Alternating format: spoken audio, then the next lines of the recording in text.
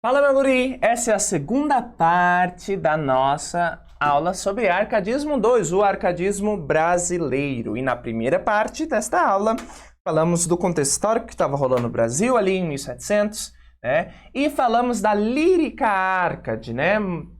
Cláudio Manuel da Costa e Tomás Antônio Gonzaga. E agora, nesta segunda parte, nós vamos falar da épica Arcade, do gênero épico. O gênero épico que retornou ali com o classicismo, né? E o arcadismo como neoclassicismo não poderia deixar de contemplar este gênero, né?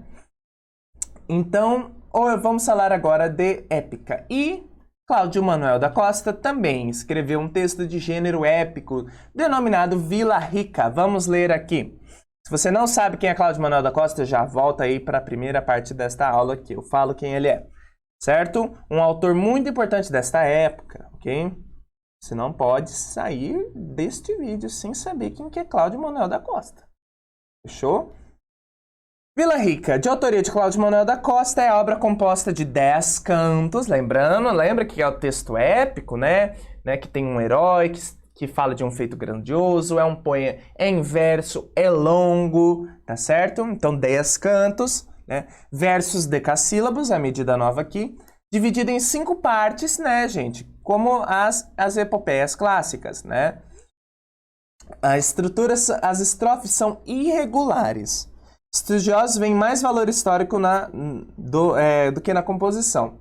Por meio de seus versos, narra-se a atividade dos bandeirantes como Antônio Albuquerque Coelho de Carvalho, a descoberta das minas, a fundação da cidade de Vila Rica, atual Ouro Preto, e as revoltas que aconteceram na região.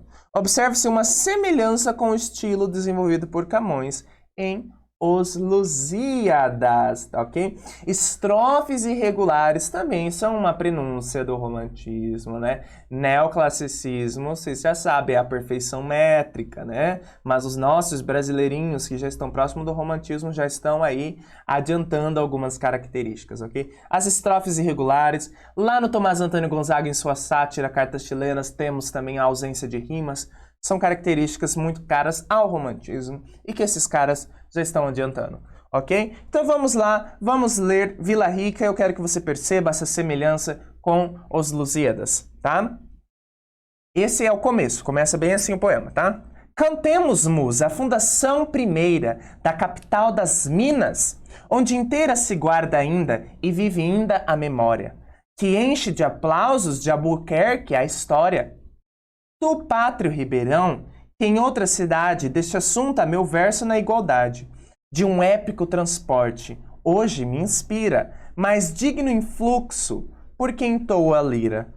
Porque leve meu canto ao clima estranho, o claro herói que sigo e que acompanho, faze vizinho altejo, enfim que eu veja, cheia as ninfas amorosas inveja. E voz honra da pátria, glória bela da casa e do solar de Bobadela. Conde feliz em cujo ilustre peito de alta virtude, respeitando o efeito. O irmão defunto reviver admiro, afável permitir. Que eu tente o giro das minhas asas pela glória vossa, e entre a série de heróis louvar-vos possa. Certo? Ok? Consegue ver aqui, olha no começo, as ninfas do rio Tejo, né? As Tágides está ali na invocação dos Lusíadas, né? Enfim, né? Cantemos musa, olha a influência, a mitologia greco-romana aqui, que a gente não viu lá na lírica do Cláudio Manuel da Costa, mas está aqui na sua época, que é uma característica Arcade, né? Musa é essa imagem mitológica, ok? E está cantando a fundação da capital das Minas, né? Da Vila Rica. Este é o feito grandioso, né? Uma epopeia, né? Um poema épico, um texto épico, ele está ligado à fundação, à origem, né? A Odisseia, a origem da Grécia, a Eneida seria a origem de Roma, né? A Odisseia fala da Grécia, né? Enfim. Então, Vila Rica, poema épico de Cláudio Manuel da Costa. Vamos ver mais épica, vamos ver agora a épica de Santa Rita Durão. Quem foi Frei José de Santa Rita Durão? 1722, 1784. O autor nasceu em Cata Preta, nas proximidades de Mariana, né, em Minas Gerais. Ingressou na Ordem de Santo Agostinho, ele era um frei, né, gente, era um religioso, em Portugal, e lá permaneceu até sua morte em 84. Caramuru, esse é o poema épico dele, Caramuru, é um poema épico sobre o descobrimento da Bahia, né? Descobrimento da Bahia, né? O do Cláudio Manuel da Costa é a origem da capital das Minas, de Vila Rica. Aqui, o Caramuru é o descobrimento da Bahia, lembrando, né, que texto épico está sempre ligado à origem, né? Essa origem mítica dos lugares, né? Então, aqui seria a origem da Bahia. Com a chegada do lusitano Diogo Álvares Correia, chamado de Caramuru pelos nativos, cuja tradução pode ser homem de fogo ou dragão saído do mar, ok? Isso significa Caramuru. A obra restringe-se e descreve as paisagens naturais, os trajes indígenas, e seu valor reside na antecipação do nativismo, que é uma característica cara aos arcades brasileiros, sentimento nativista, né, que vai despontar com o romantismo, mas que já é prenunciado pelos arcades, ok? Que viria a se consolidar no romantismo, né? Vai ser a grande ênfase aí do romantismo. Nativismo, né? E o Bom Selvagem. Quanto à estrutura segue os padrões de Os Lusíadas, versos decassílabos, estrofes fixas, estou trocando as estrofes fixas em oitava rima, lembrando que oitava rima é uma estrofe de 8 versos, e 10 cantos como Lusíadas, tá? Há também a presença das mitologias cristã e pagã, né? Como a menção dos deuses indígenas, que é também igual aos Lusíadas, a mitologia greco-romana, a mitologia cristã, ok? Então, gente, esse é o Caramuru do Frei José Santa Rita Durão, certo? Vamos ler A Morte de Moema, que a Moema foi a indígena que era amante do Caramuru, do Diogo. E tem até um quadro clássico do Vitor Meirelles, né? Que é A Morte de Moema. Certo? Então, lembrando que Caramuru também é o termo usado para se referir a quem? Né? Os ricaços da Bahia. Lembra que o Gregório de Matos fazia muita crítica aos caramurus, né? Que seriam os donos da terra, né? Então, vem aí do Diogo Álvares Correia, que seria esse quem descobriu a Bahia, né? Ia chamar de Caramuru. Então, seus descendentes, os primeiros habitantes ali da Bahia, né, que se achavam os donos da terra, também eram chamados de Caramuru. Vamos ler A Morte de Moema, ok? Do Santa Rita Durão, ali presentes no Caramuru. Enfim, tem corações de ver-me aflita, flutuar moribunda por entre essas ondas. Nem o passado amor teu peito incita. Assim somente com que aos meus respondas. Bárbaro, se esta fé de teu peito irrita, disse vendo fugir. Não te escondas, dispara sobre mim o teu cruel raio, e indo a dizer o mais, cai num desmaio. Perde o lume dos olhos, pasma, treme, pálida a cor, o aspecto moribundo, com a mão já sem vigor, soltando o leme. Entre as salsas escumas desce ao fundo, mas da onda do mar, que irado freme, tornando a aparecer desde o profundo. Ah, Diogo cruel, disse com mágoa, e sem mais vista ser, sorveu-se na água. Então essa é a morte de Moema. Bárbaro é como o eu épico se refere aos indígenas, né? São os bárbaros. Então aqui está descrevendo a morte da amante do Diogo, certo? Esse é o Caramuru, ok? Métrica exatamente igual aos Lusíadas, né? Frei José Santa Rita Durão estava lá em Portugal, ok? Decassílabos, oitava rima, 10 cantos, mitologia cristã e pagã. Muito bem, e agora vamos para o último épico de nossa segunda parte da aula, certo? Que é Basílio da Gama, ok? Quem que é Basílio da Gama? José Basílio da Gama, cujo pseudônimo é Termindus Cipílio, né? Fingimento Árcade, né? Pastorialismo. Nasceu em Minas Gerais, na cidade de Tiradentes. Cursou ensino médio no Rio de Janeiro, no Colégio dos Jesuítas, e ali entrou para o noviciado. O colégio foi fechado pela política pombalina, lembrando que o Marquês de Pombal expulsou todos os jesuítas da colônia, né? Isso é uma influência aí bastante iluminista aí do pensamento pombalino, né? E foi fechado pela política pombalina e Basílio foi a Portugal a fim de frequentar a Universidade de Coimbra. Okay? Lá, acusado de jesuitofilia, ser amigo dos jesuítas, na época perseguidos por Marquês. Você não podia nem ser amigo dos jesuítas, cara. Olha como que Marquês de Pombal é pistola, né? Sabe que foi um governo muito tirano dele. Foi preso e exilado em Angola, na África, por 8 anos. Já em Portugal, tornou-se amigo de confiança do Marquês de Pombal, a quem obteve perdão, depois de escrever um poema em louvor ao casamento da filha do Marquês.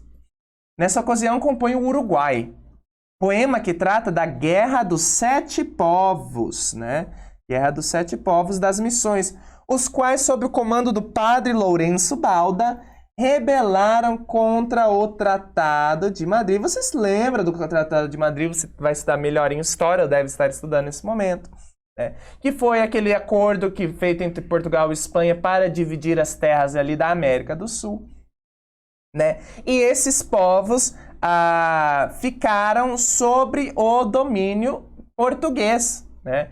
Sendo que hoje essa região é o atual Uruguai, né? Por isso que o poema se chama Uruguai. Né? E houve aí um desses padres jesuítas instigou essas 7 tribos indígenas a se rebelarem contra os portugueses, e é dessa batalha que trata aí o poema Uruguai do Basílio da Gama, ok? Vamos ler mais um pouco sobre o Uruguai antes de ler aqui.